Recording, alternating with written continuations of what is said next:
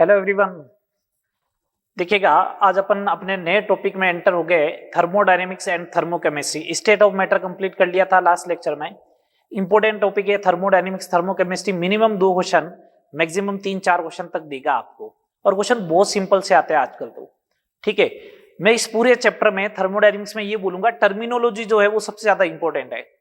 अगर टर्मिनोलॉजी समझ में आ गई ना, तो न्यूमेरिकल आए चाहे कंसेप्चुअल क्वेश्चन आए, कैसे भी क्वेश्चन आए वो हो जाएंगे आपसे।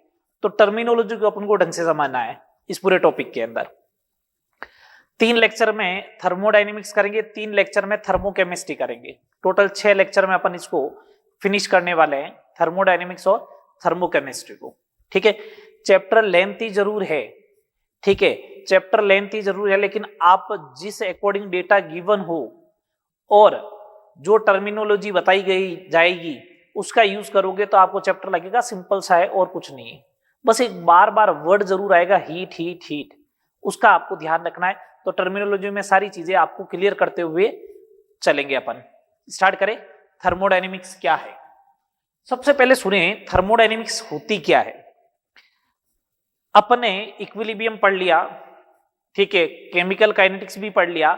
थर्मोडायनेमिक्स बेसिकली जो है वो ये इंफॉर्मेशन देती है अपन को। थर्मोडायनेमिक्स बेसिकली है क्या, ये various form of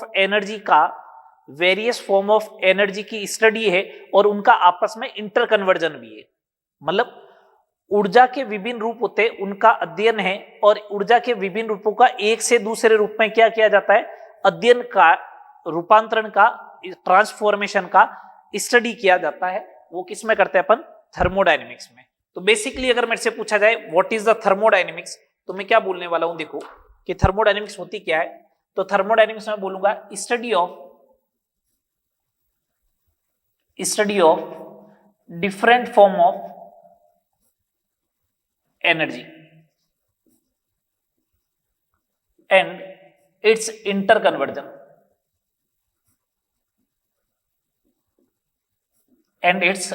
conversion basically thermodynamics जो है वो अपन ये बोल रहे हैं कि ऊर्जा के विभिन्न रूपों का अध्ययन किया जाता है इसमें, और इनका आपस में एक दूसरे में जो रूपांतरण होता है उसका भी अध्ययन किया जाता है। उसी को अपन क्या बोलते हैं, थर्मोडायनेमिक्स बोला जाता है। Study of different form of energy and it's inter conversion, ऊर्जा के विभिन्न रूपों का अध्ययन और उनका आपस में एक दूसरे में रूपांतरण का अध्ययन किया जाता है।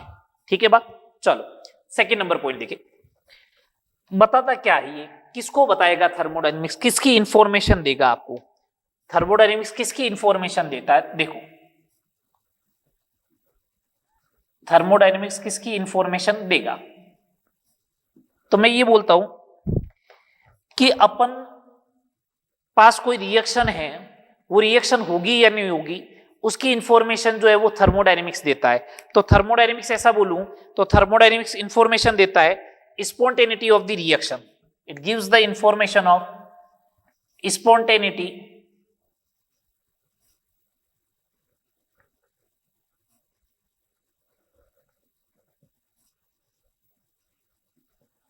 of the reaction. अभिक्रिया की स्वतंत्रता की जानकारी देता है, अभिक्रिया की स्वतंत्रता की जानकारी, अभिक्रिया अपना आप होगी या नहीं होगी उसकी इंफॉर्मेशन देता है फर्स्ट।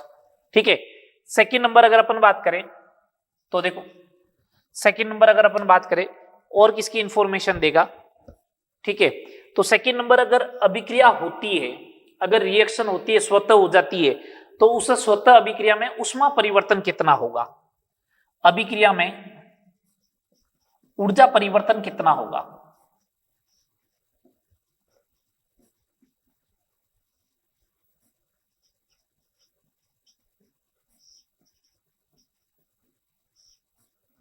अभिक्रिया में ऊर्जा परिवर्तन कितना होगा उसकी जानकारी देगा। थर्ड नंबर, अभिक्रिया में ऊर्जा परिवर्तन कितना होगा उसकी जानकारी देता है।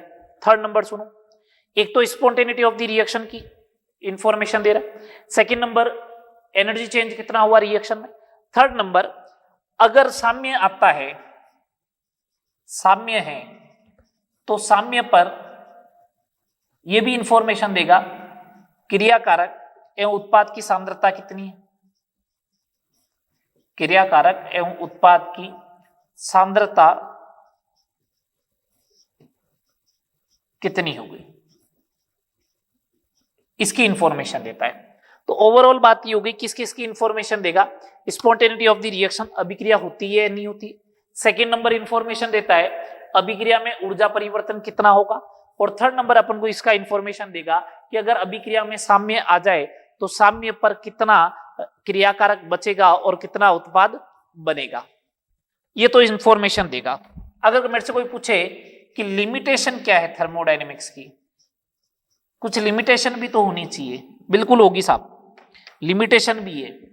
थर्मोडायनेमिक्स कभी जो है ना वो एक पार्टिकल के लिए अप्लाई नहीं होता है, किसी एक पार्टिकल के लिए अप्लाई नहीं होगा। थर्मोडायनेमिक्स जो है वो मैक्रो मॉलिक्यूल्स के लिए अप्लाई होता है, मैक्रो सिस्टम के लिए अप्लाई होता है, एक स्थूल निकाय बल्क निकाय के लिए लागू होता है, एक पार्टिकल के लिए लागू नहीं है। ठीक है, एप्लीकेबल फॉर बल्क सिस्टम, स्थूल निकाय के लिए जिसमें बहुत ज्यादा कण हो उनके लिए एप्लीकेबल है, फर्स्ट नंबर। सेकंड नंबर, ये कभी ये नहीं बताएगा रेट कितनी है, अभिक्रिया की दर के बारे में कोई जानकारी नहीं देता है। अभिक्रिया की दर एवं अभिक्रिया पूर्ण होने में, अभिक्रिया पूर्ण होने में लगने वाले समय की कोई जानकारी नहीं देता है, कोई जानकारी नहीं देता है। अभिक्रिया की दर एवं अभिक्रिया पूर्ण होने में लगने वाले समय की कोई जानकारी नहीं देता है। अभिक्रिया की दर के बारे में और अभिक्रिया पूर्ण होने में लगने वाले समय की कोई जानकारी नहीं देगा, कोई भी इंफॉर्मेशन नहीं देता, कितने समय में पूरी होगी उसके बारे में कोई आइडिया नहीं देता है। सेकंड नंबर, ये नहीं बताएगा कि अभिक्रिया की दर कितनी है, अभिक्रिया स्लो चल रही है या फास्ट चल रही है, इसकी कोई इंफॉर्मेशन नहीं देगा। ठीक है बात, एक मिनट वेट करना।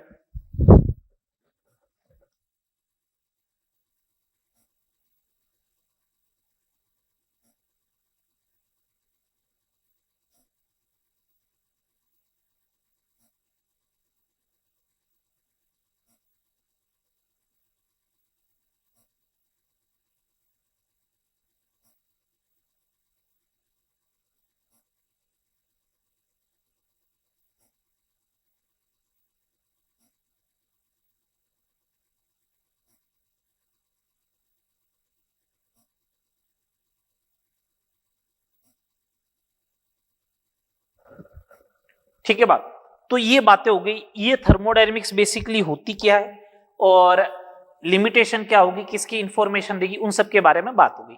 चलो अब अपन बात करते हैं सबसे पहले types of system and surrounding.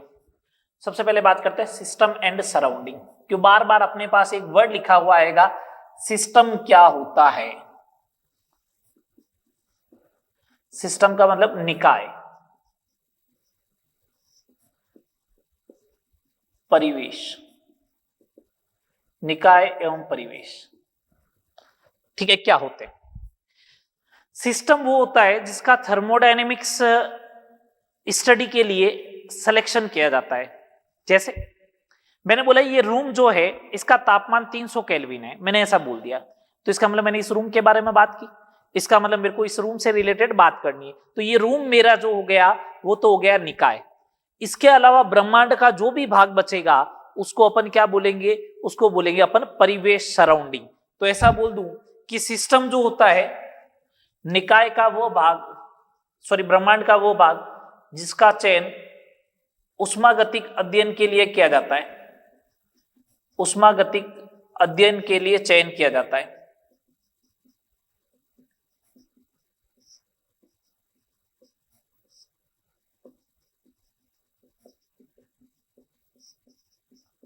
ब्रह्मांड का वो भाग जिसका उष्मागतिक अध्ययन के लिए चयन किया जाता है उसे बोलते हैं अपन सिस्टम। सराउंडिंग, सराउंडिंग अपन बोलते हैं किसको, सिस्टम या निकाय के अतिरिक्त, निकाय के अतिरिक्त ब्रह्मांड का शेष भाग, निकाय के अतिरिक्त ब्रह्मांड का शेष भाग परिवेश कहलाता है।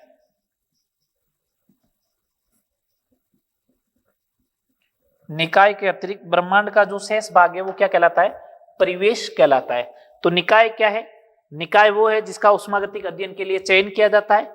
सराउंडिंग परिवेश वो है जो निकाय के अतिरिक्त ब्रह्मांड का शेष भाग होगा। इसका मतलब मैं ऐसा बोल दूं क्या कि सिस्टम प्लस सराउंडिंग जो होगा, सिस्टम प्लस सराउंडिंग जो होना चाहिए वो मिलके पूरा यूनिवर्स बने।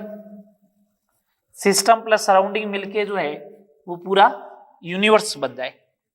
अगली बात समझ में, सिस्टम प्लस सराउंडिंग मिलेगा तो क्या बन जाएगा? यूनिवर्स बन जाएगा। सुनना बात को ढंग से, ये सिस्टम और सराउंडिंग के बीच जो होते हैं ये एक दूसरे से सेपरेट होते हैं। किसके थ्रू?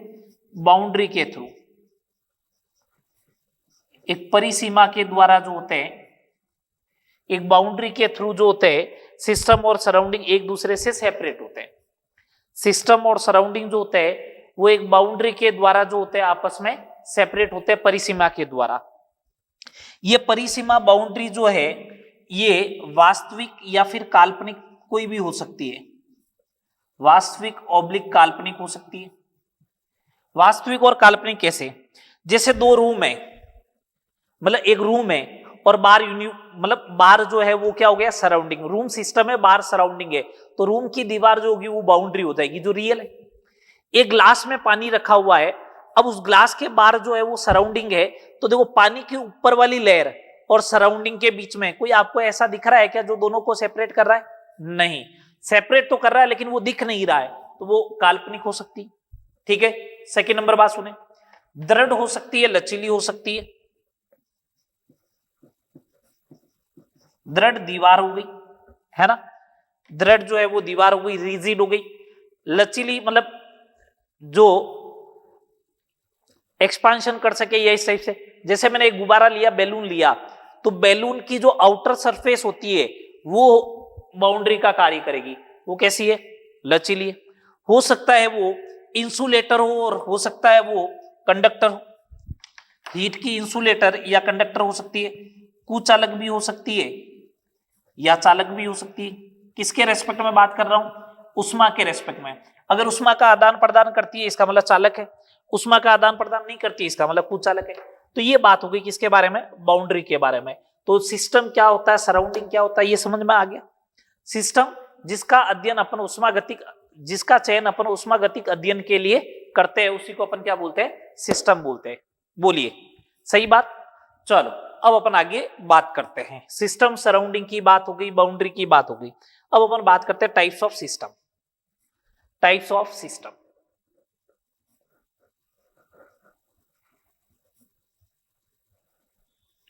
निकाय के प्रकार।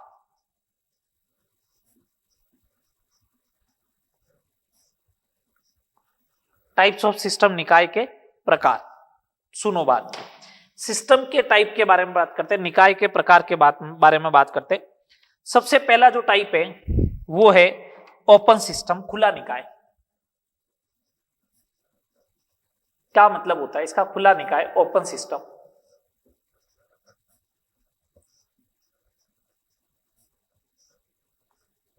ओपन सिस्टम, खुला निकाय क्या होता है? ओपन सिस्टम जैसे सुने, ये अगर आपका सिस्टम है,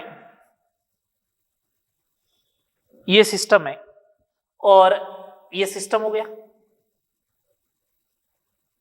तो ये सराउंडिंग हो गया, और ये पूरा गोला जो होगा वो यूनिवर्स हो जाएगा। अगर सिस्टम और सराउंडिंग के बीच में मास भी, सिस्टम और सराउंडिंग के बीच में अगर मास और एनर्जी, द्रव्यमान का भी आदान प्रदान हो और एनर्जी का भी आदान प्रदान हो, तो ऐसे निकाय को, ऐसे सिस्टम को ओपन सिस्टम बोलते हैं। अगर द्रव्यमान और मास दोनों एक्सचेंज करता है तो ऐसे सिस्टम को बोलते हैं खुला निकाय, ओपन सिस्टम। ओपन सिस्टम जितनी भी सजीव वस्तुएं होती है, जैसे पेड़ है, तो पेड़ एनर्जी भी लेता है, हीट भी एक्सचेंज करता है और मास भी क्या करता है? एक्सचेंज करता है। आ रही बात समझ में?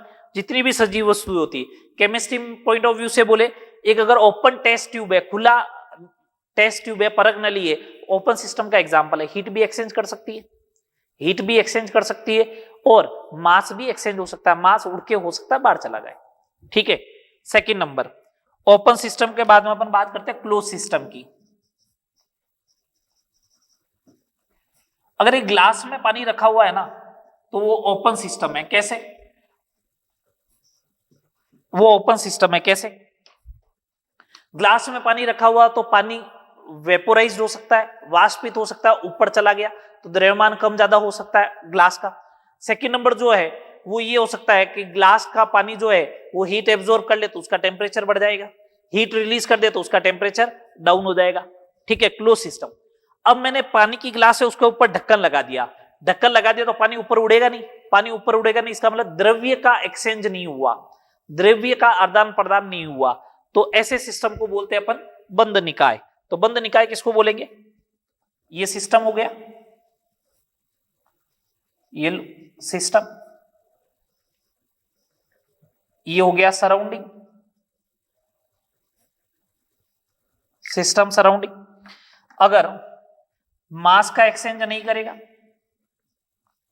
ये लो क्रॉस, लेकिन एनर्जी का एक्सचेंज करता है, अगर एनर्जी का एक्सचेंज करता है तो ऐसे सिस्टम को बोलते हैं क्लोज सिस्टम। बात आ गई समझ में? बंद जितने भी लिखा हुआ आएगा, एक बंद कंटेनर में ऐसा लिखा हुआ है एक क्लोज सिस्टम में, एक बंद कंटेनर में, तो इसका मतलब क्लोज सिस्टम हो गया। मास एक्सचेंज नहीं होगा, हीट एक्सचेंज हो सकती है। Third, isolated. Isolated system, isolated system को बोलते हैं हिंदी में विलगित निकाय। विलगित निकाय। अगर न मास एक्सचेंज हो ना एनर्जी एक्सचेंज हो तो ऐसे सिस्टम को बोलते हैं आइसोलेटेड सिस्टम।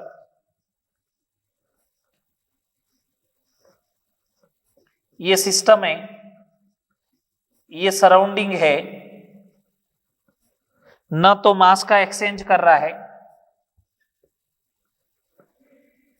ये लो मास का एक्सचेंज भी नहीं और एनर्जी का भी एक्सचेंज नहीं, मास का एक्सचेंज नहीं, एनर्जी का एक्सचेंज नहीं, तो ऐसे सिस्टम को बोलते हैं आइसोलेटेड सिस्टम। तो इसका मतलब आइसोलेटेड सिस्टम में से जब हीट बाहर नहीं निकलती है तो इसका मतलब उसका चेंज इन हीट जो होगा वो जीरो होना चाहिए। तो जब भी अगर ऐसे वर्ड लिखे हुआ है आइसोलेटेड सिस्टम, ऐसा वर्ड लिखा हुआ है तो इसका मतलब हीट का एक्सचेंज नहीं होता है, और अगर हीट का एक्सचेंज नहीं होगा तो change in heat delta Q of आएगा, वो क्या आना चाहिए? जीरो आना चाहिए। एक अगर अपन थर्मस फ्लास्क बोले, आइडियल थर्मस फ्लास्क, तो वो आइसोलेटेड सिस्टम का एग्जाम्पल है, विलगित निकाय का एग्जाम्पल है। सही बात? चले आगे। ये टाइप्स ऑफ सिस्टम हो गया।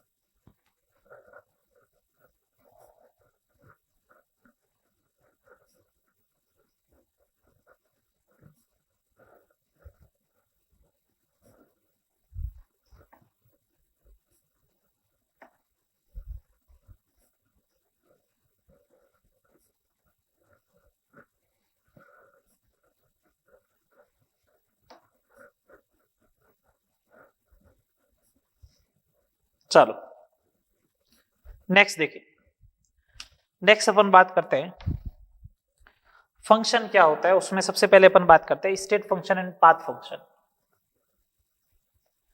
State and path function.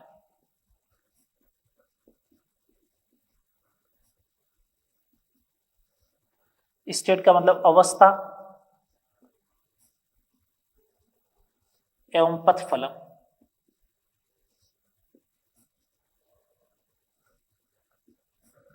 State and path function, अवस्था एवं पथ फलन। ठीक है, इसके बारे में बात करते हैं। सबसे पहले स्टेट और पथ फलन।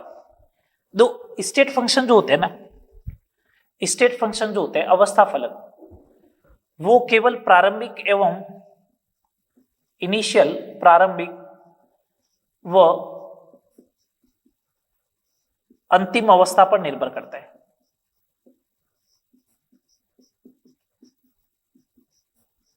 निर्भर करते हैं, प्रारंभिक एवं अंतिम अवस्था पर निर्भर करते हैं, पथ पर निर्भर नहीं करते,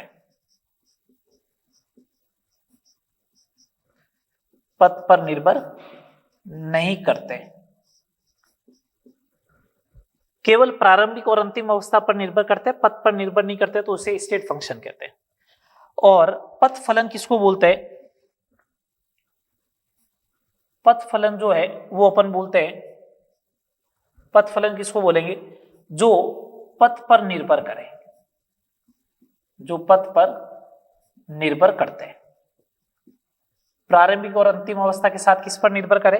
अगर पथ पर निर्भर करते हैं तो उसे अपन क्या बोलेंगे? पाथ फंक्शन बोलेंगे।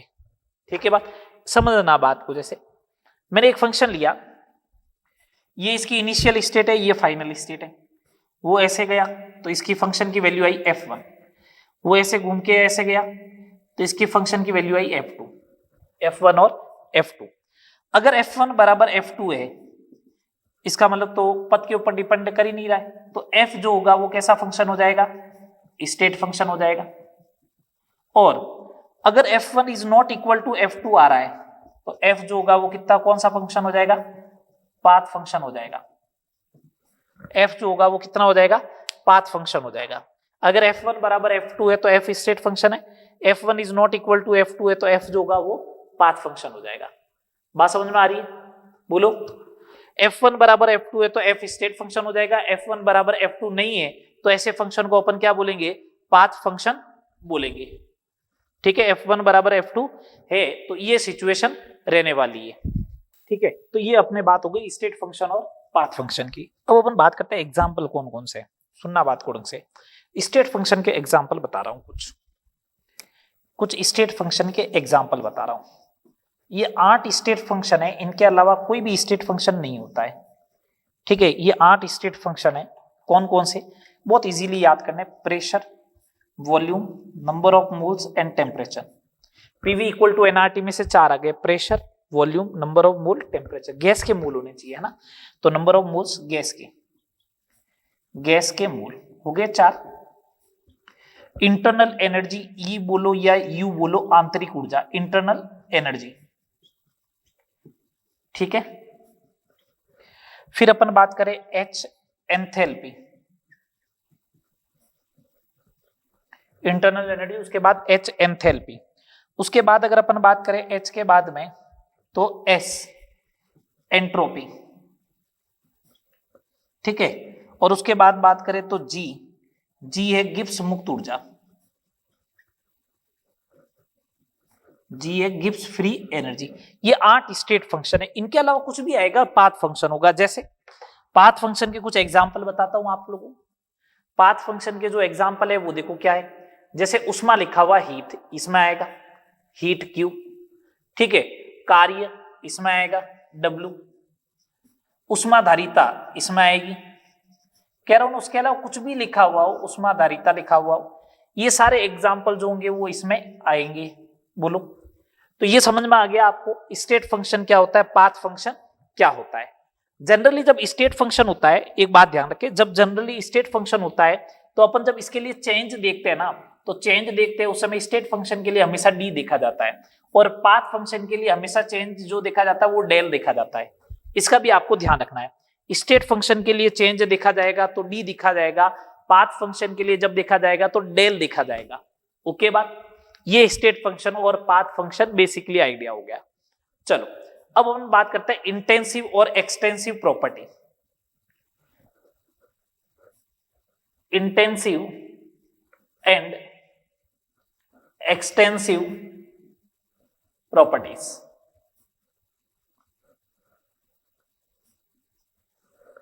इंटेंसिव एंड एक्सटेंसिव प्रॉपर्टीज क्या होती है? ठीक है, सुनना बात को। हिंदी में बोलते हैं इनको, हिंदी में बोलते हैं मात्रा स्वतंत्र। इंग्लिश वर्ड ध्यान रखें थोड़ा इनके। इंटेंसिव को मात्रा स्वतंत्र, इसके अलावा भी एक दो नाम होते हैं, विस्तरण गुणधर्म होते हैं सहायतक, मात्रा स्वतंत्र, और इसे बोलते हैं मात्रात्मक।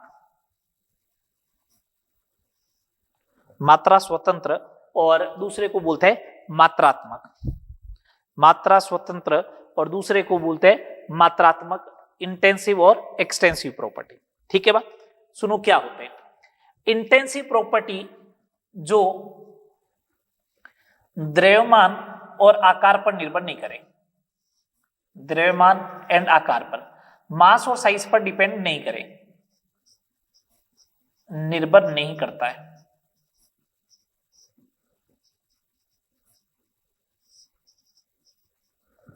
द्रव्यमान और आकार पर निर्भर नहीं करता तो उसे बोलते हैं इंटेंसिव प्रॉपर्टी। और अगर द्रव्यमान और आकार पर निर्भर करता है, द्रव्यमान और आकार पर निर्भर करता है,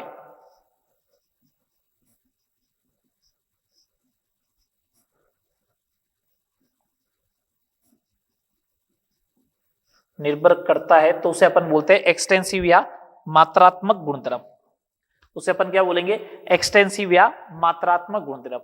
मात्रा स्वतंत्र उसको बोलेंगे जो द्रव्यमान और आकार पर निर्भर नहीं करता, इंटेंसिव, और एक्सटेंसिव उसको बोलते हैं जो द्रव्यमान और आकार पर निर्भर करता है। सही बात, ये इंटेंसिव और एक्सटेंसिव प्रॉपर्टी, बेसिकली ये आइडिया है। ठीक है, सुनो अब बात को, इंटेंसिव एक्सटेंसिव आप पहचानोगे कैसे। हाँ, एक बात ध्यान रखें, एक्सटेंसिव जितनी भी प्रॉपर्टी होती है ये एडिटिव होती है, नेचर में योगात्मक प्रकृति की होती है, इन्हें आपस में जोड़ा जा सकता है।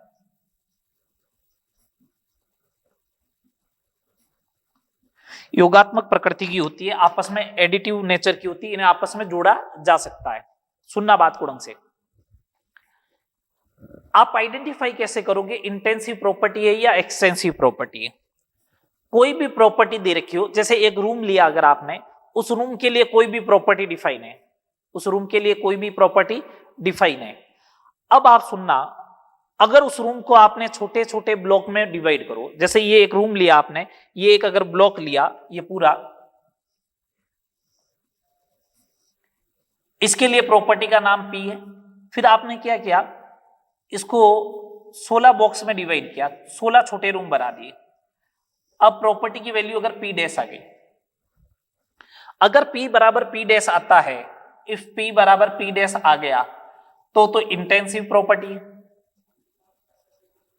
और P is not equal to P dash, इसका मतलब कैसी प्रॉपर्टी हो जाएगी, एक्सटेंसिव प्रॉपर्टी।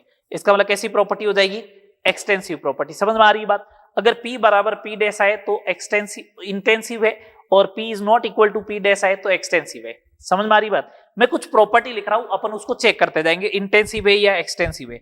मैं कुछ प्रॉपर्टीज लिखूंगा और आपको आगे देखना है कि इंटेंसिव या एक्सटेंसिव, अपन उस टाइप से डिसाइड करेंगे कि इंटेंसिव प्रॉपर्टी आ रही है या फिर एक्सटेंसिव प्रॉपर्टी आएगी। जैसे आओ चेक करते हैं इंटेंसिव एक्सटेंसिव। जैसे अगर मेरे को ये दे रखा है, अगर दे रखा है कि बताओ नंबर ऑफ, जैसे मास ही दे दिया, द्रव्यमान दे दिया, ये द्रव्यमान दिया हुआ है, पूछा इंटेंसिव या एक्सटेंसिव, मैं बोलूंगा एक्सटेंसिव। क्यों? अगर इस पूरे का द्रव्यमान अगर m है तो जैसे याद करूंगा तो m/2 इधर आ जाएगा, m/2 इधर आ जाएगा, एक्सटेंसिव है। चलो, द्रव्यमान के बाद में अपन बात करते हैं मोलों की संख्या, तो मोलों की संख्या भी आधी आधी हो जाएगी, तो ये भी एक्सटेंसिव है इसका मतलब। तो फिर ठीक है, आयतन, आयतन इधर का V होगा उधर का V होगा, जब दोनों को मिलाओगे तो 2V हो जाएगा। या पूरे रूम का वॉल्यूम V है, जैसे ही बीच में एक दीवार खड़ो करे हुए, इधर V/2 हो जाएगा, इधर भी V/2 हो जाएगा, तो आयतन भी चेंज हो गया, ये हो गया, एक्सटेंसिव है। अब आओ आगे, मेरे को बोला जाए तापमान। अब सुनना बात को ढंग से, तापमान, ये रूम है, इसका टेम्परेचर T है, मैंने बीच में दीवार खड़ी कर दी, फिर टेम्परेचर मापा, अभी भी टेम्परेचर क्या आएगा, T, अभी भी टेम्परेचर क्या आएगा, T। अगर टेम्परेचर जो है वो आकार के ऊपर या द्रव्यमान के ऊपर निर्भर कर जाता तो देखो कितनी खतरनाक बात, मजेदार बात हो जाती। जैसे अगर जैसे रूम छोटा करने पर टेम्परेचर अगर कम हो जाता है तो अपन एक काम करते कि सर्दियों में जो है, गर्मियों में जो है वो रूम को छोटा कर देते, तो टेम्परेचर कम हो जाता। टेम्परेचर कम हो जाता तो अपन को गर्मी नहीं लगती। है ना। अगर सर्दी है तो बड़े रूम में आके सो जाओ, बड़े रूम में आकार बढ़ेगा तो टेम्परेचर बढ़ जाएगा, टेम्परेचर बढ़ेगा तो अपन को सर्दी नहीं लगेगी, ऐसा हो जाता है। लेकिन ऐसा नहीं होता है। इसका मतलब ये है टेम्परेचर जो है वो चेंज नहीं होता है, तो इसका मतलब ये कैसी प्रॉपर्टी है, इंटेंसिव। टेम्परेचर कैसी प्रॉपर्टी है, इंटेंसिव प्रॉपर्टी। चलो आगे देखते हैं। अब बारी आई दाब की, ये सबसे ज्यादा कंफ्यूज होते हैं लोग, दाब। अब दाब भी जो है वो इंटेंसिव प्रॉपर्टी है। दाब कैसी प्रॉपर्टी है, इंटेंसिव। कैसे, अगर जैसे सपोज करो ये आपने एक रूम लिया, इसके अंदर number of mole of gas n है, टोटल में बात कर रहा हूं, वॉल्यूम v है, टेम्परेचर t है, आपने बीच में दीवार खड़ी कर दी, n/2 हो जाएगा, v/2 हो जाएगा, टेम्परेचर t हो गया। अब इस साइड का प्रेशर कैलकुलेट करना, तो P = n/2 upon v/2 RT, 2 से 2 कैंसिल, P = nRT/v। और पहले पूरे रूम का क्या आ रहा था, nRT/v, बराबर आया या नहीं आया, बराबर आया, तो इसका मतलब कैसी प्रॉपर्टी हो जाएगी, इंटेंसिव। सही बात। चलो आगे देखो। फिर अगर अपन और बोले दाब के बाद में घनत्व, डेंसिटी, डेंसिटी हमेशा फिक्स होती है, इसका मतलब इंटेंसिव प्रॉपर्टी है। कैसी प्रॉपर्टी है, इंटेंसिव प्रॉपर्टी है। ठीक है। उसके अलावा ऊर्जा या उष्मा, ये भी कैसी प्रॉपर्टी है, intensive property, sorry extensive property है। हीट जो होती है वो अमाउंट के ऊपर डिपेंड करती है, हीट का फॉर्मूला जो होता है वो ms∆T है। ठीक है। चलो विशिष्ट उष्मा, विशिष्ट उष्मा S होती है, फिक्स होती है, तो इसका मतलब इंटेंसिव है। इसका मतलब कैसी है, इंटेंसिव है। चलो उसके अलावा उष्माधारिता, आगे मैं पढ़ाने वाला हूं उष्माधारिता, तो उष्माधारिता होती है m×s, इसका मतलब द्रव्यमान के ऊपर डिपेंड करेगी, तो एक्सटेंसिव होगी। मोलर उष्माधारिता, एक मोल की उष्माधारिता जो होगी वो फिक्स होगी। एक मोल की उष्माधारिता क्या होगी, फिक्स होगी, क्यों डिवाइड बाई मोल करते ही हमेशा फिक्स हो जाएगी, तो मोलर उष्माधारिता इंटेंसिव प्रॉपर्टी बन जाएगी ये। ठीक है। और आगे बात करते हैं एंथैल्पी। एंथैल्पी भी क्या है, ऊर्जा ही है, उष्मा ही है, तो कैसी हो जाएगी, एक्सटेंसिव हो जाएगी। हाँ, अगर ऐसा पूछ ले कि मोलर एंथैल्पी कितनी होगी, तो वो हमेशा इंटेंसिव हो जाएगी। और देखो अगर आपसे पूछ ले बॉइलिंग पॉइंट या फ्रीजिंग पॉइंट या वेपर प्रेशर, ये क्या होगा, तो बॉइलिंग पॉइंट, फ्रीजिंग पॉइंट और वेपर प्रेशर ये हमेशा फिक्स होते हैं, तो ये क्या हो जाएगी, इंटेंसिव प्रॉपर्टी। ये लो इंटेंसिव प्रॉपर्टी हो जाएगी, कोई दिक्कत नहीं। चलो आगे बात करते हैं। उसके बाद अगर अपन बात करें पीएच मतलब कंसंट्रेशन की, तो मोल पर लीटर होता है, मोल पर लीटर भी फिक्स होगा, इंटेंसिव। ठीक है। थर्ड नंबर अगर अपन बात करें पीएच की, पीएच कंसंट्रेशन के ऊपर डिपेंड करता है, तो ये भी इंटेंसिव है। फिर अपन बात करें ईएमएफ ऑफ द सेल की, ईएमएफ ऑफ द सेल भी जो होता है वो फिक्स होता है हमेशा, इंटेंसिव प्रॉपर्टी। तो ये सारी इतनी प्रॉपर्टी लिख दी है मैंने, देखो सारी की सारी प्रॉपर्टी कौन सी है, इंटेंसिव प्रॉपर्टी है। इस टाइप से अगर आपको चेक करने का बोले तो चेक कर लोगे। जैसे रेजिस्टेंस हो गया, प्रतिरोध हो गया, तो रेजिस्टेंस जो है ना वो एक्सटेंसिव प्रॉपर्टी है। उसका आकार चेंज करोगे ना तो रेजिस्टेंस चेंज होगा, द्रव्यमान चेंज करोगे तो रेजिस्टेंस क्या होगा, चेंज होगा। कैसे, एक वायर लिया अभी, ये इसका आकार चेंज कर दिया तुमने, इसकी लेंथ डबल कर दी। अगर लेंथ डबल कर दी ऐसे ही रखते हुए, क्रॉस सेक्शनल एरिया को कांस्टेंट रखते हुए, तो उस कंडीशन में क्या होगा, रेजिस्टेंस चेंज हो गया। समझ रहे हो बात। तो रेजिस्टेंस होगी वो एक्सटेंसिव प्रॉपर्टी। इतनी प्रॉपर्टी की मैंने बात कर दी। कुछ ध्यान रखना है हमेशा, अगर दो एक्सटेंसिव प्रॉपर्टी हो, दो एक्सटेंसिव प्रॉपर्टी हो, तो दो एक्सटेंसिव प्रॉपर्टी का रेशियो जो होगा वो क्या होगा, इंटेंसिव होगा। दो एक्सटेंसिव प्रॉपर्टी का रेशियो क्या होगा, इंटेंसिव होगा। बस शर्त यही है, शर्त ये है कि दोनों एक्सटेंसिव प्रॉपर्टी द्रव्यमान या फिर आकार का लीनियर फंक्शन हो। किसका फंक्शन हो, लीनियर फंक्शन हो, तो ही ऐसा होगा, अदरवाइज नहीं होगा। इस बात का ध्यान रखना, दोनों लीनियर फंक्शन होने चाहिए। ठीक है, ये अपना जनरल बात हो गई इंटेंसिव एक्सटेंसिव प्रॉपर्टी की, स्टेट पाथ फंक्शन की। चले आगे, चलो नेक्स्ट बात करते हैं। नेक्स्ट बात करते हैं, अब अपन बात करते हैं प्रोसेस क्या होता है। अब हम बात करेंगे प्रोसेस क्या होगा, प्रोसेस क्या होता है।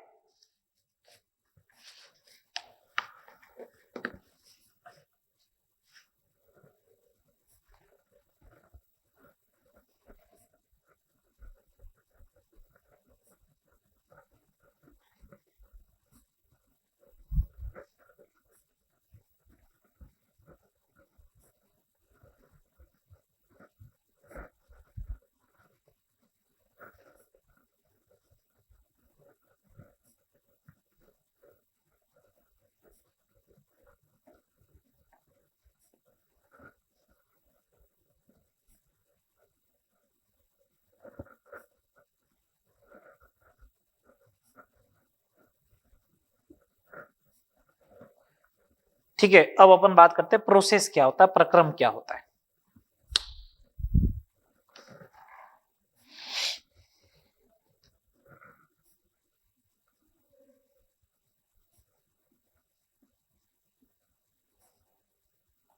प्रोसेस क्या होता है, प्रक्रम क्या होता है। ठीक है, प्रोसेस बेसिकली है क्या, एक पाथ है, एक पथ होता है, एक पथ होता है जिसके द्वारा निकाय या सिस्टम जो है एक अवस्था से दूसरी अवस्था में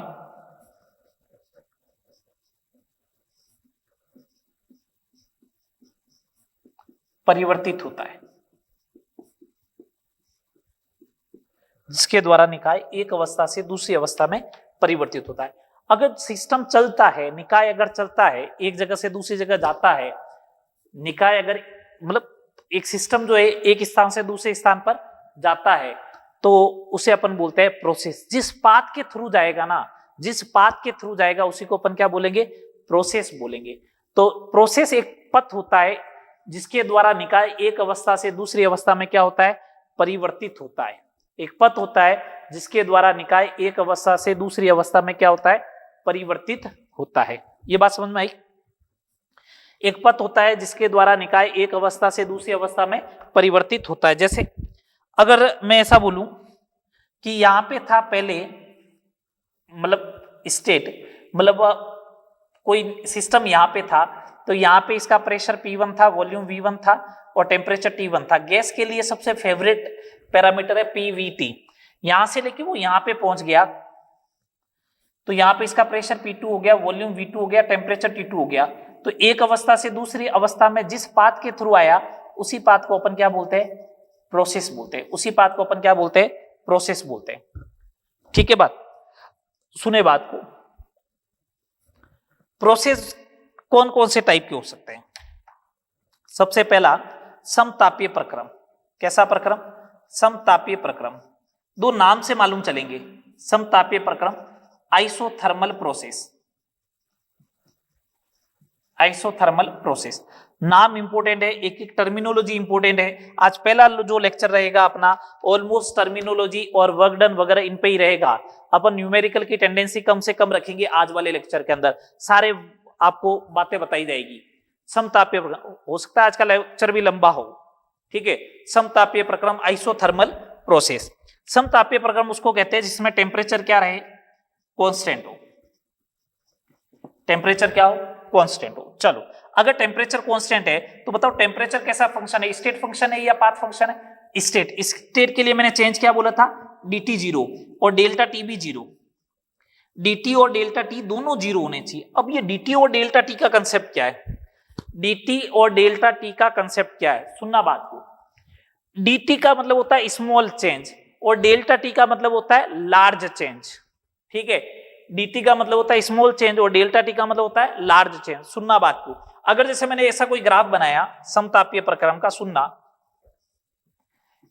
समतापीय का इधर टेम्परेचर रखा है ना, इधर कोई रिएक्शन का पाथ रखा,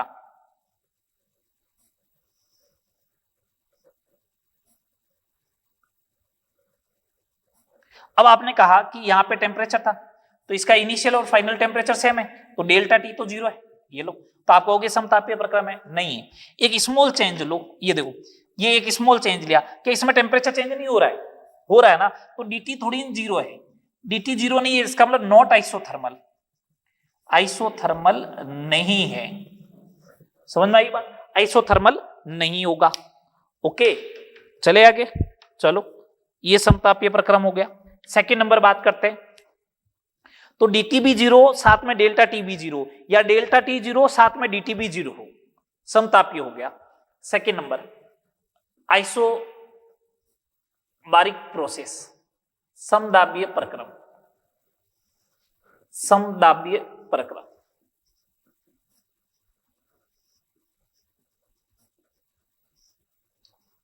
आइसोबारिक समदाबीय प्रक्रम, सिंपल सी बात है, प्रेशर क्या रहना चाहिए, कांस्टेंट। प्रेशर कांस्टेंट होगा तो dp एंड डेल्टा पी दोनों क्या होने चाहिए, 0। एक इंपॉर्टेंट बात ध्यान रखनी है, एक इंपॉर्टेंट बात आपको ध्यान रखनी है, क्या कि जितने भी अवस्था परिवर्तन होते हैं, अवस्था परिवर्तन नियत ताप एवं नियत दाब पर होते हैं, नियत ताप एवं नियत दाब पर होते हैं, नियत ताप एवं नियत दाब पर होते हैं। इसका मतलब आइसोथर्मल एंड आइसोबारिक प्रोसेस होंगे, फिर तो आइसोथर्मल और आइसोबारिक प्रोसेस होंगे, ठीक बात, बोलो। थर्ड नंबर आते हैं अपन आइसोकोरिक, आइसोकोरिक प्रोसेस, सम आयतनी प्रक्रम, सम आयतनी प्रक्रम। सम आयतनी प्रक्रम का नाम ही देखो, नाम ही इसका v कांस्टेंट रहना चाहिए। अगर v कांस्टेंट हो तो डेल्टा v एंड dv जो होगा वो क्या होगा, 0 होगा, बस ये ध्यान रखना है, ठीक है। फोर्थ नंबर एडियाबेटिक प्रोसेस, रुद्धोष्म प्रक्रम, रुद्धोष्म प्रक्रम, रुद्धोष्म प्रक्रम। तो देखिए रुद्धोष्म प्रक्रम जिसमें हीट जो है वो निकाय और परिवेश के बीच में आदान प्रदान नहीं हो, एक ऐसा प्रक्रम निकाय एवं परिवेश के मध्य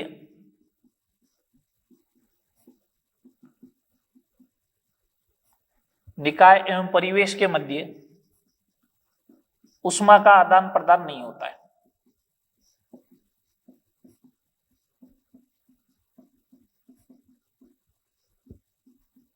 निकाय एवं परिवेश के मध्य अगर उष्मा का आदान प्रदान नहीं होता है तो उसे एडियाबेटिक प्रोसेस बोलते हैं। निकाय एवं परिवेश के मध्य उष्मा का आदान प्रदान नहीं होता है तो उसे एडियाबेटिक प्रोसेस बोलते हैं। डेल ऑफ द क्यू जो रहेगा वो 0 रहेगा। या मैं ऐसा बोल दूं, कोई कहता है क्यू 0 है, तो क्यू किसको बोला, क्यू बोला किसको, निकाय एवं परिवेश के मध्य होने वाली उष्मा का आदान प्रदान वो क्यू है, तो क्यू 0 बोलो या डेल ऑफ द क्यू बोलो 0, उष्मा नियत रहेगी। निकाय की उष्मा जो है वो नियत रहेगी, निकाय की उष्मा नियत है। कुछ लोग कहते हैं क्यू 0 कैसे हो गया, तो क्यू इसलिए 0 है कि क्यू मैं किसको बोल रहा हूं, निकाय एवं परिवेश के मध्य आदान प्रदान होने वाली उष्मा क्या है, उष्मा क्या है, क्यू। तो वो आदान प्रदान हुआ ही नहीं तो उस क्यू की वैल्यू क्या होगी, 0 ही तो होगी, ठीक है बात। पांचवा चक्रीय प्रक्रम, साइक्लिक प्रोसेस, साइक्लिक प्रोसेस,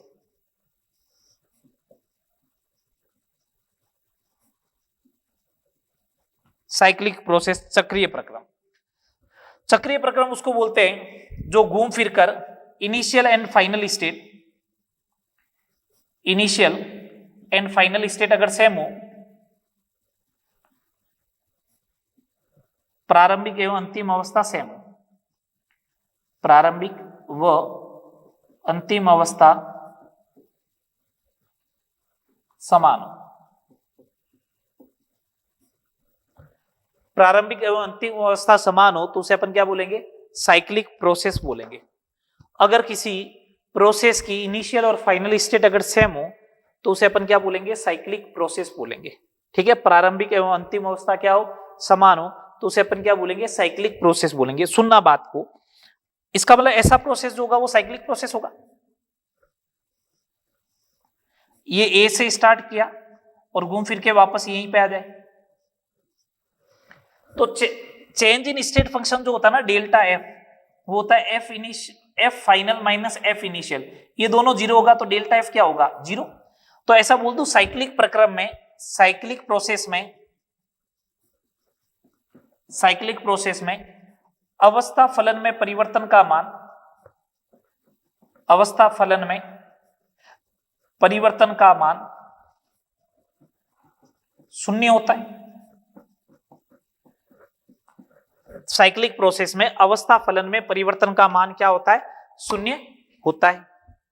बोलो किसी को दिक्कत है तो नहीं, चले आगे, चलो आगे बात करते हैं।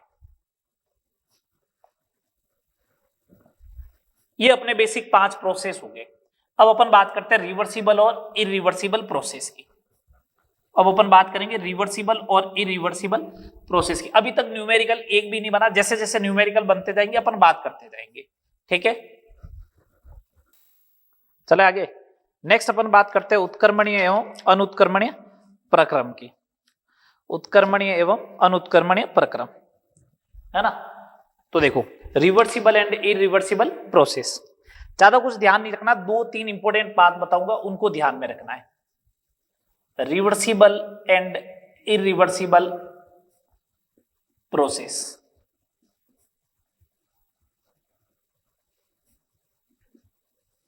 रिवर्सिबल एंड इरिवर्सिबल प्रोसेस, उत्क्रमणीय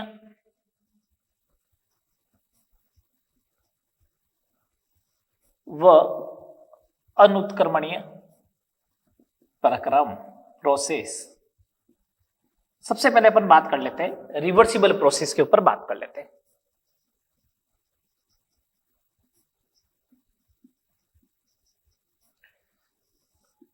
क्या होता है रिवर्सिबल प्रोसेस, क्या होता है, पहले इसके ऊपर बात करते हैं। कुछ पॉइंट्स फॉर्मेट में बात करते हैं।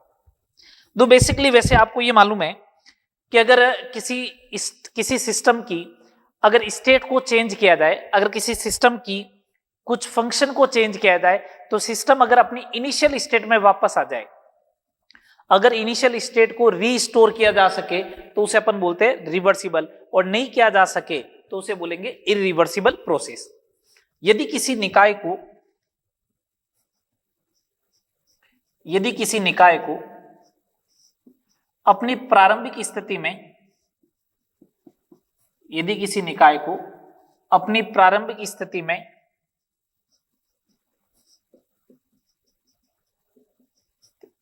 पुनः स्थापित किया जा सके, पुनः स्थापित किया जा सके, तो उस प्रोसेस को उत्क्रमणीय प्रक्रम कहलाता है, ठीक है। उस प्रोसेस को अपन क्या बोलते हैं, उत्क्रमणीय प्रक्रम बोलते हैं, ठीक है। अब सुनना बात को, ये उत्क्रमणीय प्रक्रम जो होते हैं, ये उत्क्रमणीय जो प्रक्रम होते हैं, इनमें सिस्टम और सराउंडिंग अपनी इनिशियल और फाइनल स्टेट के साथ हर स्टेट पर जो रहेंगे वो क्या रहेंगे, इक्विलिब्रियम में रहेंगे। तो सेकंड नंबर पॉइंट ये है, सेकंड नंबर पॉइंट,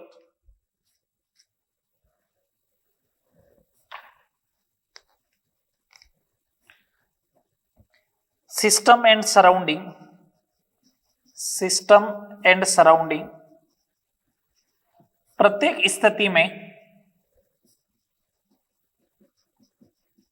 साम्य में होते हैं। इसमें हर कंडीशन में जो होंगे वो क्या रहेंगे, इक्विलिब्रियम में रहेंगे, साम्य में रहेंगे, ठीक है बात। थर्ड नंबर बात, इंपॉर्टेंट बात सुने, कंडीशन देखे। क्या कंडीशन होती है रिवर्सिबल की, जो आप एक्सटर्नल प्रेशर होता है ना, जो एक्सटर्नल प्रेशर होता है वो होता है पी गैस प्लस डीपी के बराबर होता है, और डीपी टेंस टू होता है क्या, 0। अगर आपको ये क्या करना है, सुनना बात को, अगर आपको क्या करवाना है, अगर करवाना है आपको संपीड़न, तब तो,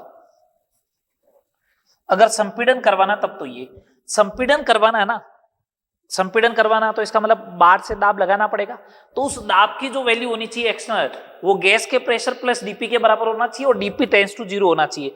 ऐसा बोलूं कि एक्सटर्नल प्रेशर जो होना चाहिए वो इनफाइनाइट स्मॉल होना चाहिए, बहुत अल्प सूक्ष्म जो है वो ज्यादा होना चाहिए, किससे, गैस के प्रेशर से। और अगर आपको एक्सपांशन करवाना है, प्रसार करवाना है, तो उस कंडीशन में गैस का प्रेशर ज्यादा होगा, तभी पिस्टन क्या करेगा, प्रसार करेगा, गैस प्रसार करेगी, तो P external P gas minus DP होगा। ये उत्क्रमणीय की कंडीशन है, ये उत्क्रमणीय की शर्त है, कंडीशन है, ठीक है बात। ये उत्क्रमणीय की शर्त हो जाएगी, कंडीशन हो जाएगी, ठीक है। आगे अगर मैं बोलूं तो जितने भी उत्क्रमणीय प्रक्रम होते हैं, इनको पूर्ण होने में, क्योंकि अपन बोल रहे बहुत ये प्रोसेस जो होते हैं वेरी स्लो है, कंप्लीट होने में जो टाइम लगेगा इनफाइनाइट टाइम में कंप्लीट होते हैं।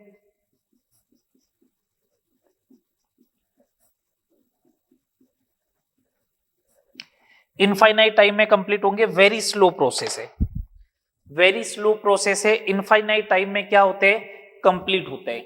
ठीक है, तो यदि किसी निकाय को अपनी प्रारंभिक स्थिति में पुनः स्थापित किया जा सके तो ऐसा प्रक्रम कहलाता है उत्क्रमणीय। सिस्टम और सराउंडिंग प्रत्येक स्थिति में शामिल होंगे। कंडीशन ये है वेरी स्लो है, इनफाइनाइट टाइम में कंप्लीट होते हैं, इनको बोलते हैं रिवर्सिबल। हाइपोथेटिकल प्रोसेस होते हैं, काल्पनिक है, ऐसा कोई वास्तव में ऐसा प्रोसेस होता नहीं है। ठीक है, काल्पनिक प्रोसेस है। ठीक है, हाइपोथेटिकल। अब बात करते हैं इरिवर्सिबल की, तो इसके जस्ट उल्टे पॉइंट लिखते हैं और लास्ट में इनके बारे में बात कर लेंगे दोनों के।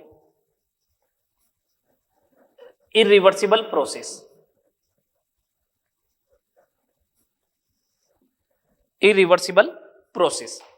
ठीक है, अब सुनना बात को, इरिवर्सिबल प्रोसेस क्या होता है। तो इरिवर्सिबल प्रोसेस की बात करूं मैं, अगर इरिवर्सिबल अगर प्रोसेस की बात करूं तो देखो क्या होगा। इरिवर्सिबल प्रोसेस अनुत्क्रमणीय प्रक्रम, यदि किसी निकाय को अपनी प्रारंभिक स्थिति में पुनः स्थापित नहीं किया जा सके, निकाय को अपनी प्रारंभिक स्थिति में, अपनी प्रारंभिक स्थिति में पुनः स्थापित नहीं किया जा सके, नहीं किया जा सके तो उसे अपन बोलते हैं इरिवर्सिबल प्रोसेस, अनुत्क्रमणीय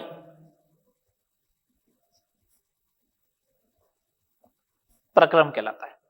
सेकेंड नंबर, इसमें सिस्टम और सराउंडिंग जो होते हैं, सिस्टम एंड सराउंडिंग केवल प्रारंभिक, केवल प्रारंभिक एवं अंतिम स्थिति में साम्य में होते हैं। केवल इनिशियल पॉइंट पे और फाइनल पॉइंट पे क्या रहेंगे, साम्य पे रहेंगे। कंडीशन क्या है, अगर आपको संपीड़न करवाना है तो पी गैस, पी एक्सटर्नल जो होना चाहिए वो P gas plus P dash होना चाहिए। अब मैंने पी डैश लिखा तो पी डैश की कुछ न कुछ वैल्यू होगी, वो टेंस टू 0 तो है नहीं संपीड़न के लिए। और अगर प्रसार करवाना है तो पी एक्सटर्नल जो होगा वो होगा P gas minus P dash. ये लो प्रसार के लिए आ गया, बात समझ में आ गई। संपीड़न आ गया, प्रसार आ गया, आगे बोलो, बात क्लियर यहां तक, चले आगे। हाँ, ये फाइनाइट टाइम में कंप्लीट हो जाएंगे, फाइनाइट टाइम में, निश्चित समय में पूर्ण हो जाते हैं।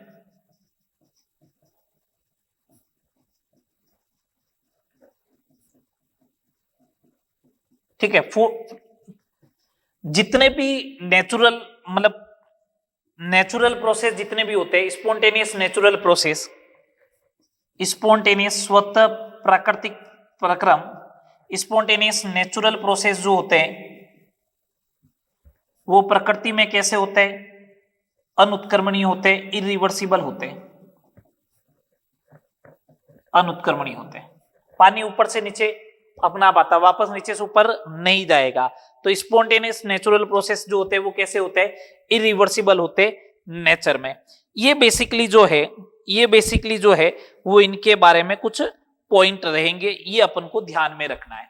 हाँ, अगर बेसिक आपको समझना है कि स्पॉन्टेनियस, ये सॉरी, रिवर्सिबल और इरिवर्सिबल प्रोसेस कैसे अपन जस्टिफाई करें, तो सुने बात को। एक मैंने इस टाइप का पिस्टन लिया, गैस का सिलेंडर लिया इस टाइप से, इसका मूवेबल पिस्टन है। अब आपने इसके ऊपर रेत के कण रख दिए, है ना, तो रेत के कण रख दिए तो ऊपर से प्रेशर आया, गैस का प्रेशर है। जब दोनों आपस में बैलेंस कर जाएंगे तो ये पिस्टन मूव करना रुक जाएगा। ये मैंने पार्टिकल रखे हुए, ये देखो,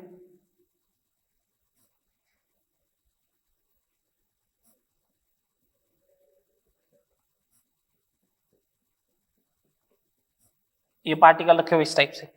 ठीक है बात, अब सुने बात, अब सुनना बात को। ये इस टाइप का सिस्टम है, इस टाइप का प्रोसेस है। अब आपने क्या किया, इसमें से रेत का एक कण फेंक दो।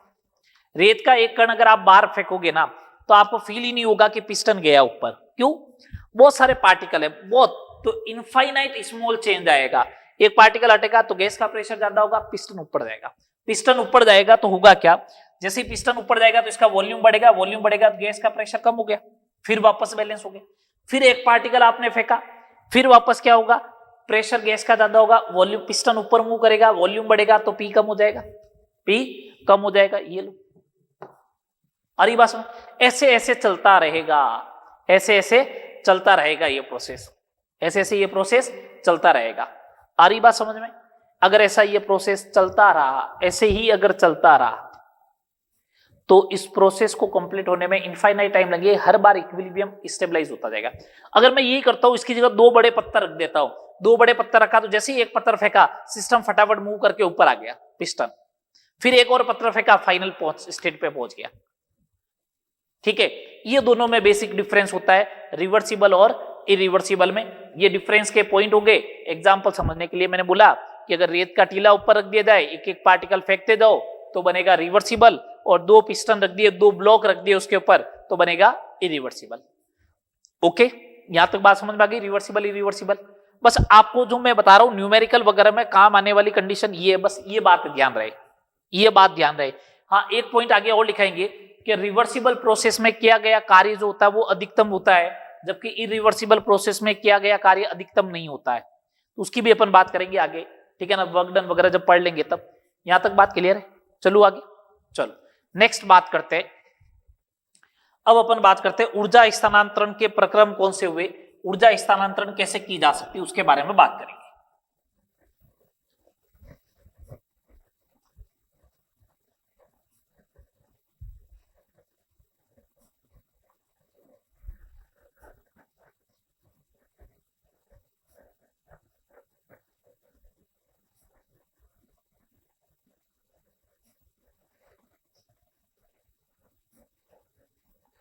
चलो अपन सबसे पहले देखते उष्मा क्या होती है, उष्मा क्या होती है। यहां तक बात हो गई है, अब अपन बात करते हैं उष्मा क्या होती है, heat, what is the heat.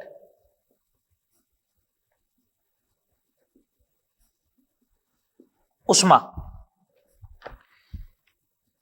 उष्मा एक प्रकार की ऊर्जा है जो टेम्परेचर डिफरेंस की वजह से फ्लो होती है। उष्मा एक प्रकार की ऊर्जा है जो टेम्परेचर डिफरेंस की वजह से क्या होती है, फ्लो होती है। तो उष्मा ऊर्जा का एक रूप है, ऊर्जा का एक प्रकार है जो तापांतर के कारण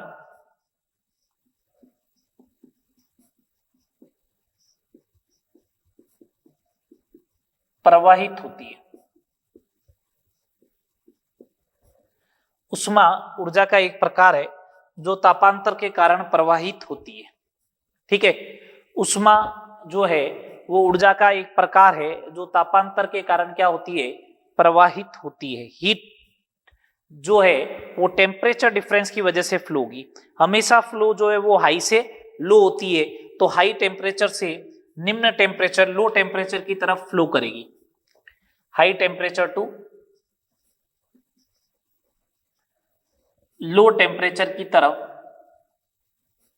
हीट फ्लो करनी चाहिए।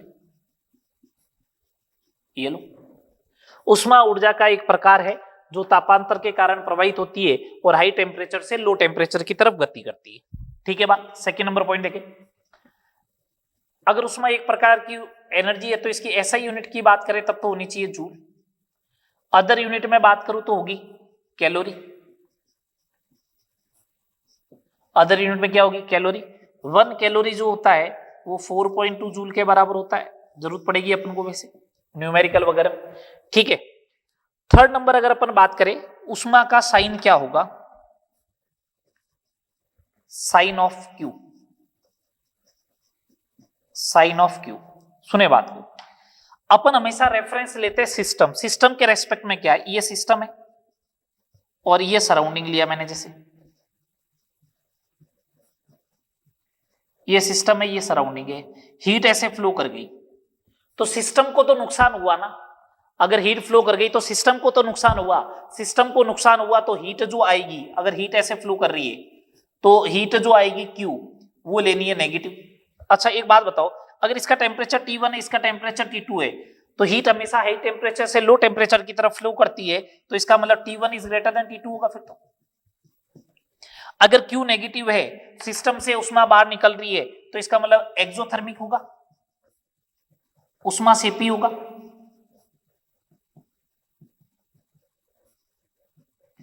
उष्मा सेपी प्रक्रम है, ठीक है।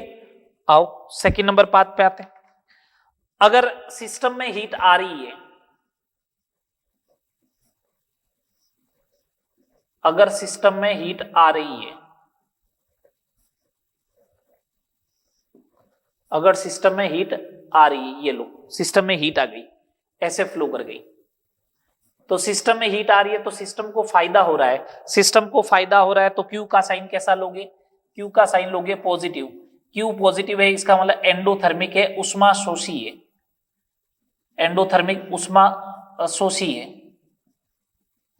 ठीक है। बात समझ में आ गई, बात समझ में आ गई, ठीक है। अब अगला पॉइंट देखिए, टेम्परेचर, हीट ऐसे फ्लो की है, इसका मतलब टेम्परेचर ऐसे होना चाहिए फिर, T2 is greater than T1 इस पर, ठीक है। ये कितने पॉइंट हो गए, 3 पॉइंट। चलो हीट के फॉर्मूले की बात करते हैं। हीट का फॉर्मूला जो होता है Q, वो होता है ms डेल्टा T, अगर तापांतर है तब तो ms डेल्टा T। m द्रव्यमान है, मास है, डेल्टा T तापांतर है, और S स्पेसिफिक हीट है, विशिष्ट उष्मा है, विशिष्ट उष्मा है। अब अपन इसी की बात करने वाले आगे, एक तो ये हो गई स्पेसिफिक हीट या विशिष्ट उष्मा। अच्छा ये है, तो अब सुने, यहां से मेरे को एक तो ये जब तापांतर हो, जैसे अवस्था परिवर्तन होते हैं, तो अभी अपन ने बोला तापमान नियत रहेगा, लेकिन हीट तो देनी पड़ेगी, तो वो हीट दिखती नहीं है, तो क्यू जो होती है, जो हीट होती है वो कौन से फॉर्मेट में होती है, m इंटू एल। कौन से फॉर्मेट में होगी, m इंटू एल। ये l जो है वो गुप्त उष्मा है, लेटेंट हीट है, क्या है, लेटेंट हीट है, गुप्त उष्मा है। ये कब फॉर्मूला लगेगा और ये कब फॉर्मूला लगेगा, ये जब अवस्था परिवर्तन हो तब लगाना है, ये अवस्था परिवर्तन हो तब लगाना है, और ये नॉर्मली लगाओगे, ठीक है। अब इसके ऊपर जनरली अपने क्वेश्चन बनते नहीं है, हीट के ऊपर आएगा तो अपन उस हिसाब से, फिजिक्स में जरूर क्वेश्चन बनते हैं। जैसे मैं एक एग्जांपल लेता हूं, अगर मेरे को -2 डिग्री सेल्सियस पर अगर आइस है और इसको 102 डिग्री सेल्सियस की स्टीम में कन्वर्ट करना है, तो अपन से पूछा क्यू कितना होगा। मैं फॉर्मूला लिख रहा हूं ओनली फॉर, मैं फॉर्मूला लिख रहा हूं, मैं कैलकुलेट नहीं कर रहा हूं, ठीक है। मैं फॉर्मूला लिख रहा हूं, कैलकुलेट नहीं करूंगा। जैसे इसका अगर फॉर्मूला लिखोगे तो देखो, पहले -2 डिग्री सेल्सियस वाले आइस को 0 डिग्री सेल्सियस वाले आइस में कन्वर्ट करो, फिर अवस्था परिवर्तन होगा तो 0 डिग्री सेल्सियस कांस्टेंट टेम्परेचर पे ये कन्वर्ट होगा वाटर में, फिर ये होगा 100 डिग्री सेल्सियस वाले वाटर में, तापमान बढ़ाना पड़ेगा, फिर कन्वर्ट होगा ये 100 डिग्री सेल्सियस वाली स्टीम में, फिर इस स्टीम का टेम्परेचर बढ़ाया गया और ये 102 डिग्री सेल्सियस वाली स्टीम में कन्वर्ट हो गया। सही बात बोलिए, 102 डिग्री सेल्सियस वाली स्टीम में कन्वर्ट हो गया, कोई दिक्कत नहीं। चलो अब सुने बात को, जब सबसे पहले आपने यहां पे हीट दी तो तापमान बढ़ा या नहीं बढ़ा, बढ़ा, तो Q इज इक्वल टू, यहां पे लगेगा m s, ये विशिष्ट उष्मा लेनी पड़ेगी आइस की, ये लो आइस की, डेल्टा T, ये डेल्टा T लिख देता हूं इस बार, प्लस यहां पे अवस्था परिवर्तन हुआ m into L, latent heat गलन की है, फ्यूजन की है, तो फ्यूजन लिख दिया, गलन की, गुप्त उष्मा या फ्यूजन की। फिर वापस टेम्परेचर बढ़ाया तो एम एस, ये वाटर की लेनी पड़ेगी, इंटू डेल्टा T। फिर अवस्था परिवर्तन हुआ m इंटू एल, इस बार वाष्पन हो रहा है तो वेपोराइजेशन की लेनी पड़ेगी, अलग होती है। फिर वापस टेम्परेचर बढ़ा, ये गैस है तो डेल्टा T। सही बात, एम एस डेल्टा T, तो Q बराबर m into S ice delta T हो गया 2, फिर m इंटू एल फ्यूजन की F, फिर वापस m into S W into 100 plus m into L vaporisation की V, प्लस वापस m into S gas into 2, ये फॉर्मूला आ जाएगा, ये फॉर्मूला आ जाएगा। बोलो सही बात, क्या गलत? सही है। ये आपको हीट के सारे कंसेप्ट क्लियर हो गए। ये इस टाइप से आपको हीट दी जाती है। चले आगे। ये तो अपन ने बात की कि हाँ उष्मा क्या होती है, उष्मा क्या होती है, ये बेसिक बात हुई। अब आगे बात करते हैं।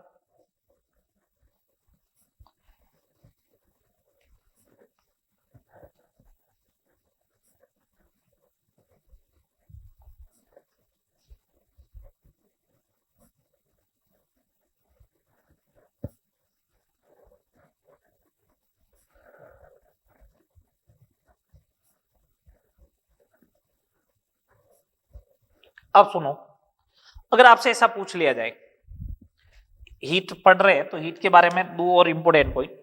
हीट जो है, उष्मा जो है, एक तो पाथ फंक्शन है, सेकंड नंबर एक्सटेंसिव प्रॉपर्टी है। कैसी प्रॉपर्टी है? एक्सटेंसिव प्रॉपर्टी है। ओके, चलो आगे बात करते हैं उष्मा धारिता की। उष्मा उधारिता से पहले विशिष्ट उष्मा की। विशिष्ट उष्मा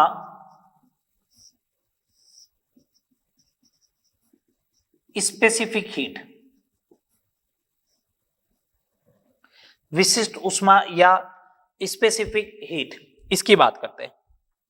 ठीक है, विशिष्ट उष्मा बोलो या स्पेसिफिक हीट बोलो, क्या होती है? Q बराबर होता है एम एस डेल्टा टी, तो S बराबर होगा Q upon M into delta T. ये हो गया। तो मैं ऐसा बोलूं, when M is equal to 1 gram और delta T is equal to जो है, delta T is equal to 1 degree Celsius oblique 1 kelvin हो, तो S बराबर क्या होगा? Q होगा या नहीं होगा? बोलो। इकाई द्रव्यमान को, इकाई द्रव्यमान का तापमान, इकाई द्रव्यमान का तापमान, इकाई द्रव्यमान का तापमान 1 डिग्री सेल्सियस या 1 केल्विन से बढ़ाने के लिए आवश्यक उष्मा, आवश्यक उष्मा विशिष्ट उष्मा कहलाएगी, विशिष्ट उष्मा कहलाती है। आगे बात समझ में? ये हो जाएगी आपकी विशिष्ट उष्मा कहलाती है। कोई दिक्कत? इकाई द्रव्यमान का तापमान 1 डिग्री सेल्सियस या 1 केल्विन से बढ़ाने के लिए आवश्यक उष्मा क्या कहलाती है? विशिष्ट उष्मा कहलाती है। ओके, अब सुने बात को आगे। ये S बराबर Q आ गया। यूनिट की बात कर लेते हैं इसकी।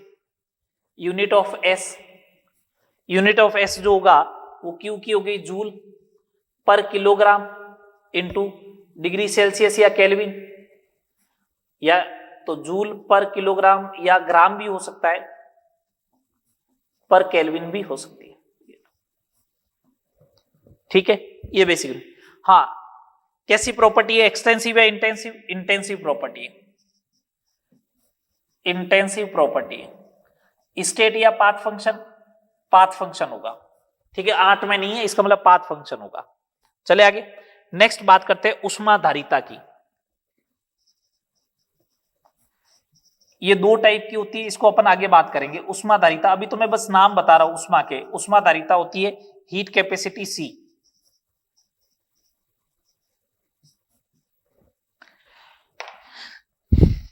ये इसका क्या है डेफिनेशन? किसी पदार्थ का तापमान, किसी पदार्थ का तापमान इकाई बढ़ाने के लिए, किसी पदार्थ का तापमान इकाई बढ़ाने के लिए आवश्यक उष्मा, उष्मा धारिता कहलाती है। आवश्यक उष्मा, उष्मा धारिता कहलाती है। किसी पदार्थ का तापमान अगर आपको यूनिटी से बढ़ाना है तो आवश्यक उष्मा जो होगी वो उष्मा धारिता कहलाएगी। तो मैंने कहा Q बराबर होता है एम एस डेल्टा टी। इकाई से बढ़ाना है तो एम एस जो होगा वो होगा Q बाई डेल्टा टी, और इसी को अपन क्या बोलते हैं? Heat capacity C। तो C जो होगा, C जो होगा वो होगा या तो M इंटू एस, एक तो M इंटू एस। ठीक है, सेकेंड नंबर, सेकेंड नंबर देखो फॉर्मूला इसका और क्या हो सकता है? आपने कहा कि dt टेम्परेचर बढ़ाना है तो हीट दे दो del of the Q. dt temperature बढ़ाने के लिए डेल ऑफ द क्यू दे दो, तो यूनिट टेम्परेचर बढ़ाने के लिए क्या दोगे? Del Q by dt। तो C जो आएगा वो del Q by D T भी आ जाएगा, ये लो, ये आ गया। ठीक है, अब अपन बात करते हैं कि इसकी यूनिट क्या होगी वगैरह। यूनिट हो जाएगी जूल पर केल्विन या फिर जूल पर degree Celsius. Fourth number, extensive property है, बिल्कुल एक्सटेंसिव प्रॉपर्टी क्योंकि m से मल्टीप्लाई हो गया। एक्सटेंसिव प्रॉपर्टी पाथ फंक्शन है, बिल्कुल पाथ फंक्शन है। जब अवस्था परिवर्तन होता है, जब अवस्था परिवर्तन होता है तो अवस्था परिवर्तन के दौरान आपको मालूम है नियत ताप एवं दाब पे होता है, तो dt जो होगा वो 0 होगा। अगर dt यहां पे 0 रख दिया तो c कितना होगा, इन्फिनिटी। c कितना होगा, इन्फिनिटी। अवस्था परिवर्तन के दौरान उष्माधारिता का मान क्या होता है, इन्फिनिटी होता है। आई बात समझ में। अवस्था परिवर्तन के दौरान dt उष्मा परिवर्तन, ये उष्माधारिता का जो मान होगा वो कितना होगा, इन्फिनिटी होगा। आओ आगे बात करते हैं। फिर है मोलर उष्माधारिता। वैसे ये दो टाइप की होती है उष्माधारिता, नियत ताप और नियत दाब पर। नियत ताप पर, नियत दाब पर होती है तो अपन लिख देते हैं Cp, और नियत आयतन पर होती है तो अपन लिखते हैं Cv। ठीक है, Cp और Cv ये होती है। बात क्लियर। चलो लिख ही देता हूं मैं, अभी लिख देते हैं।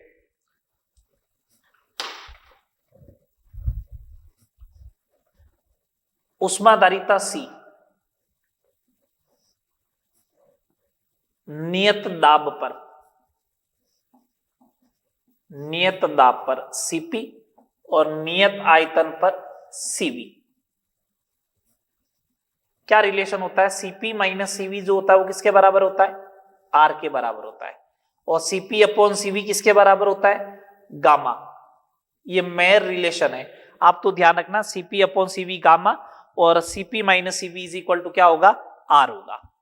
ठीक है, आगे बात करते हैं अपन। अच्छा, मोनो एटॉमिक गैस वगैरह है तो इनके लिए Cv Cp ये अपन इंटरनल एनर्जी पढ़ाएंगे, उस समय बात करेंगे। अभी के लिए इतना ध्यान रखें, नियत दाब पर नियत आयतन पर इतना होगा। अब अपन बात करें मोलर उष्माधारिता क्या होती है। मोलर उष्माधारिता, मोलर उष्माधारिता इसको बोलते हैं Cm। एक मोल की उष्माधारिता को, एक मोल किसी पदार्थ का ताप अगर आपने 21 से बढ़ाया, एक मोल पदार्थ का तापमान, एक मोल पदार्थ का तापमान 21 से बढ़ाने के लिए आवश्यक उष्मा को मोलर उष्माधारिता कहते हैं। एक मोल पदार्थ का तापमान 21 से बढ़ाने के लिए आवश्यक उष्मा को मोलर उष्माधारिता कहते हैं। Cm जो होगा वो C/N हो जाएगा।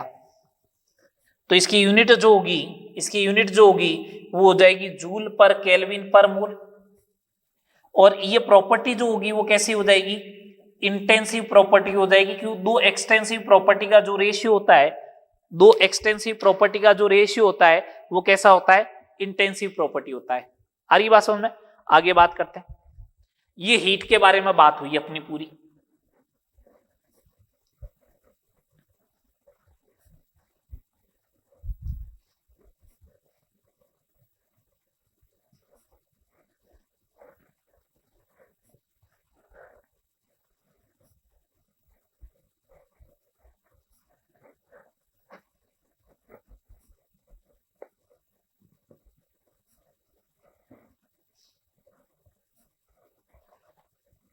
हाँ देखो, नेक्स्ट अपन ने मोलर हीट कैपेसिटी की बात कर ली। अब अपन बात करते हैं मोलर हीट कैपेसिटी जो होती है वो दो टाइप की होती है। देखना, मोलर हीट कैपेसिटी जो होती है वो दो टाइप की होती है।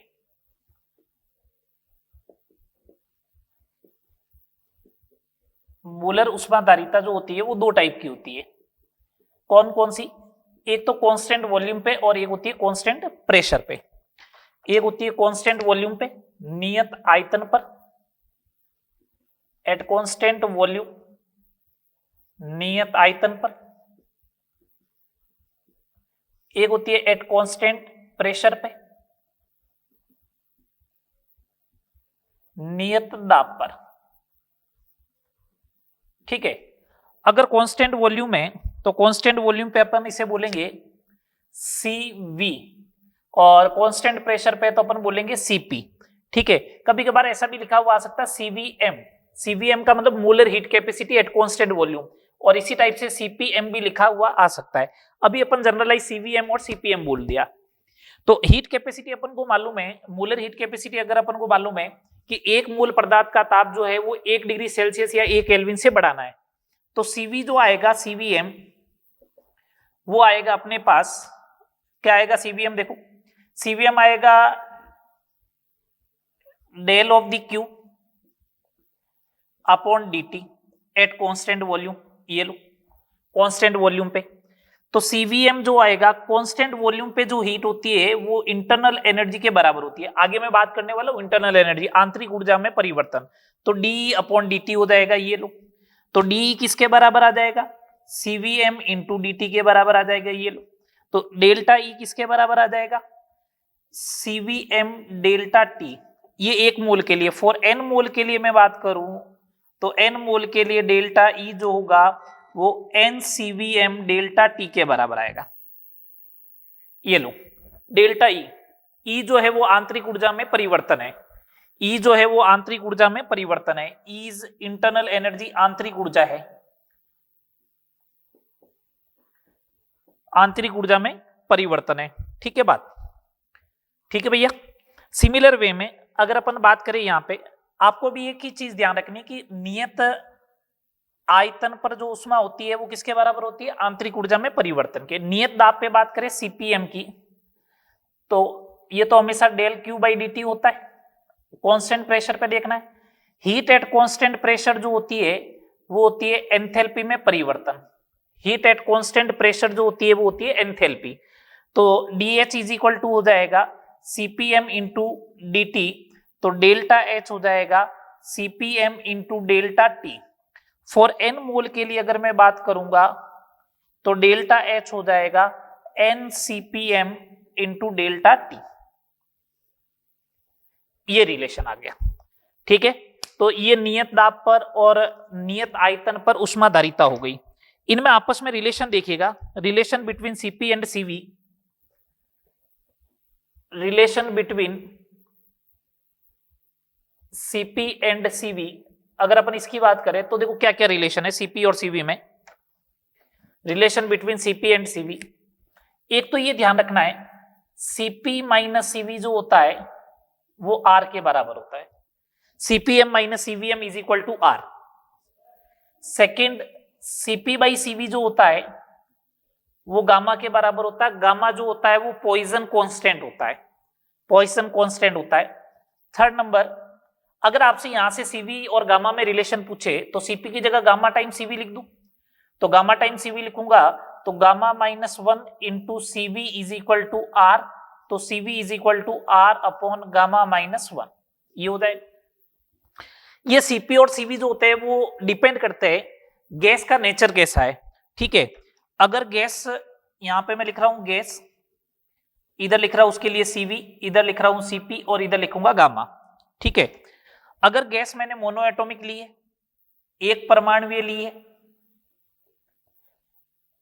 एक परमाणुवीय गैस है, तो उसके लिए CV की वैल्यू होती है 3/2R, CP हो जाएगा 5/2R और गामा हो जाएगा 5/3 मीन्स 1.67।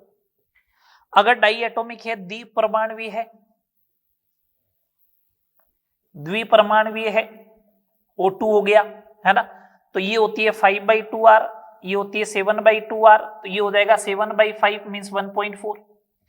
अगर ट्राई एटॉमिक है, त्रिपरमाणुवीय, ओजोन हो गया, है ना, इस टाइप से, तो ये होती है 3R, ये होता है 4R, तो ये होगा 4/3 इज इक्वल टू 1.33।